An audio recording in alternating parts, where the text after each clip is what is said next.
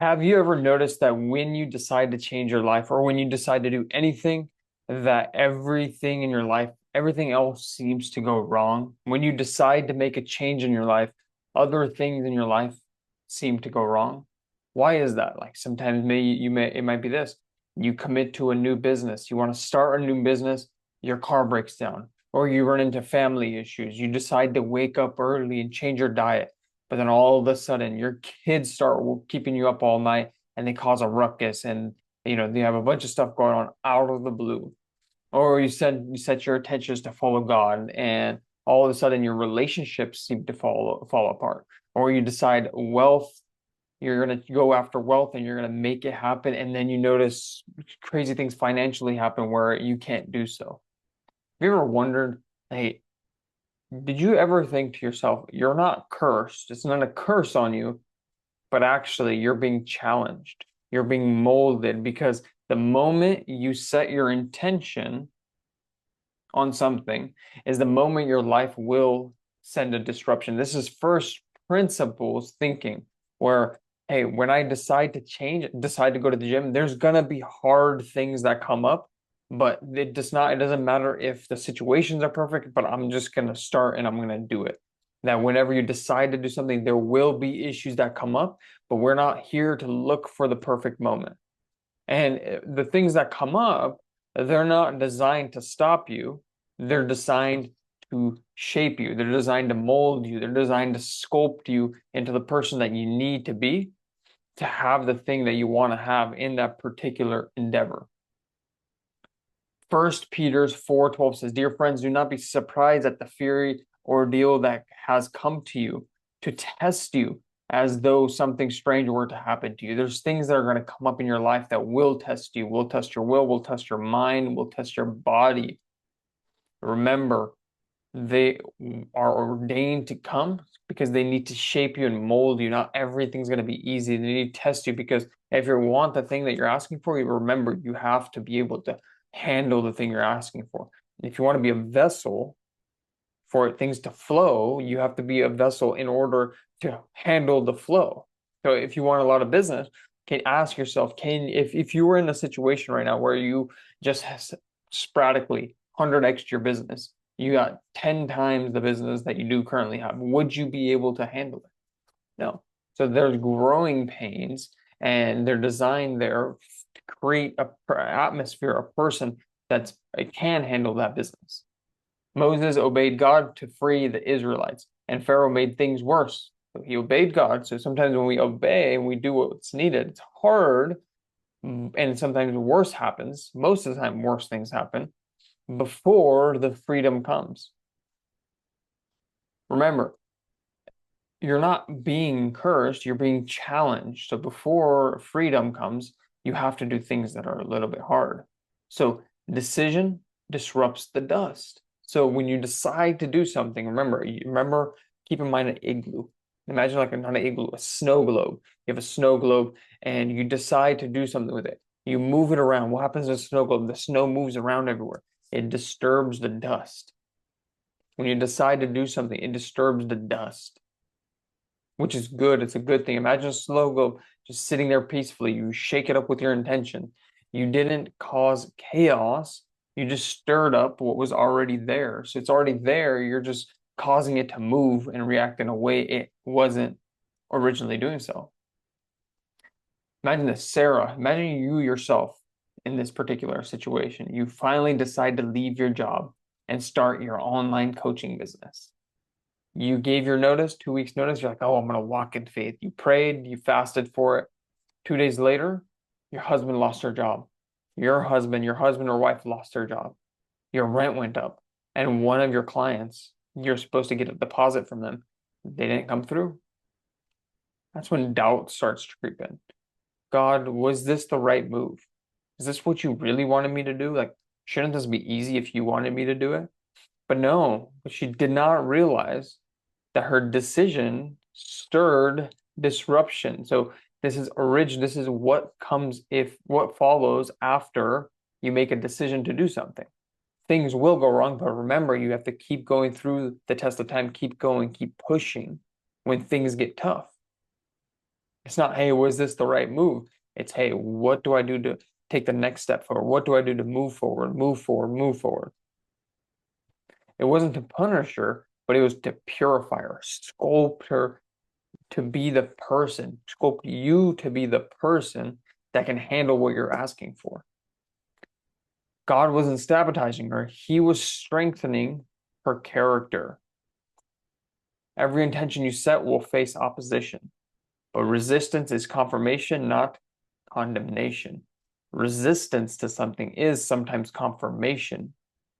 Hey, I am going the right way. There's going to be difficult situations that arise, but I got to keep at it, keep at it, keep at it, keep doing the do, keep making things happen.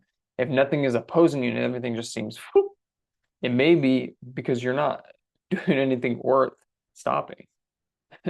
Nobody's stopping. If there's something that's not going wrong or something you're not pushing the limits and everything's a little bit too easy, would you say you're pushing the limits? Would you say you're maxing out your capacity as a good steward to steward what God's given you? If things aren't breaking, right?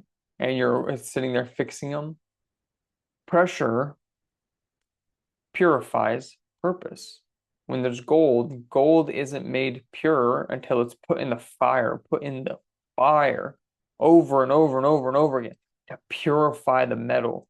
And though your dreams don't get proven until there's been pressure. So your dreams don't come out until there's been pressure applied. Imagine a seed. You plant a seed into the ground, and there's pressure of the land on that seed for it to come alive. There's pressure on that land, pressure from the land on the seed for it to come alive. But pressure reveals whether they meant it. Okay. David was anointed. What happened next? He wasn't just given the crown, he was given a cave. He was given tested. He was hunted, hated, chased down by Saul. But in the disruption that David learned to worship, he learned to lead, he learned to fight, and he learned to wait. When times get tough is when you build your character to be the person who can handle what you're asking for. During pressure, doing the things that are hard, doing the things that nobody wants to do, doing the things that you don't even want to do yourself, where you have to go through it with sheer intensity. When you make bold declarations, life will ask, how bad do you want this? Do you want this? Sometimes it's not even how bad do you want this? Hey, in order for you to handle what you're asking for, this is what you have to go through. God will say, hey, in order for you to get what you're asking for, you will have to go through this. Just like muscle grows under tension, your dreams only grow under testing. So your dreams will grow as long as you are being tested. Disruption is the gym your destiny trains in. Disruption is the gym your destiny trains in. So imagine this. You have big dreams, huge dreams, things that you want to accomplish. You think it's just going to be a straight shot. That is a false, a myth. The opposition, they want you to believe, oh, it's easy. Remember, the path to hell is paved with good intentions. It's easy. Oh, it's instant gratification. But heaven, you have to do difficult things. You have to do things. You have to be honest sometimes. You have to be honest, not sometimes, all the time. Right? You have to do things that other people aren't willing to do in a manner that they can't do them because they are on the easier path. And we're on the harder path, but it leads to heaven. It leads to freedom at the end. Disruption is the gym your destiny trains in. So disruption is the gym your destiny trains in. Most people quit the moment the burn starts. Whenever things get hard, most people quit. They don't stay, they don't lift. Push through it. When things get tough, push through it. You can make it happen. With God is the one who strengthens me. This is why you meditate on verses when there's obstacles that you come towards. This is the way you overcome them. Hey, God's the one who strengthens me. I'm low on energy. God's the one who gives me energy. God's the one who strengthens me. Don't stay. Lift. Faith must be forged Imagine a sword, the steel gets hot, gets pounded, stretched, cooled, and then heated again, goes through the ripper again. Every blow shapes something deadly and precise.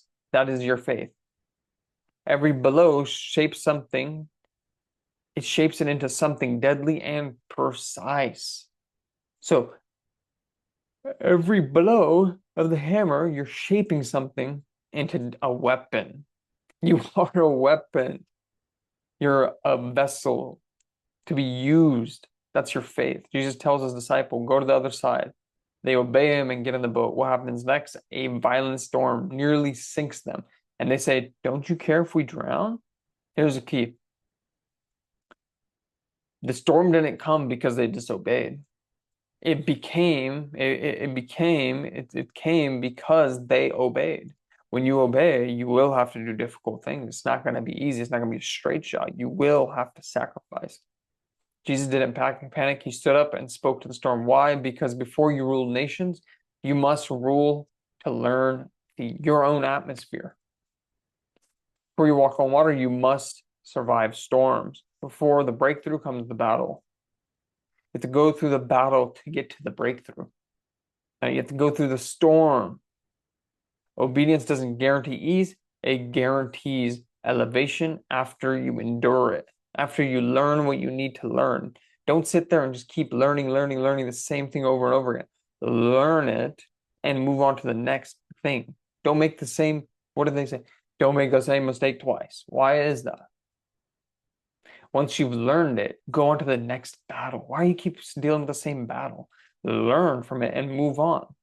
And faith that got you started isn't the faith that will get you through. It's always changing, it's revolving. You need a new type of faith, a different type of faith, a different type of heart posture to get through the next thing. And remember, guys, push through it, make it happen. The world is yours. This is first principles thinking, where when you decide to do something, something will follow, but it's your decision to have the faith and push through it and know that it will come to realize. So all I want to say is stay blessed by the best, and I will catch you guys on the next one.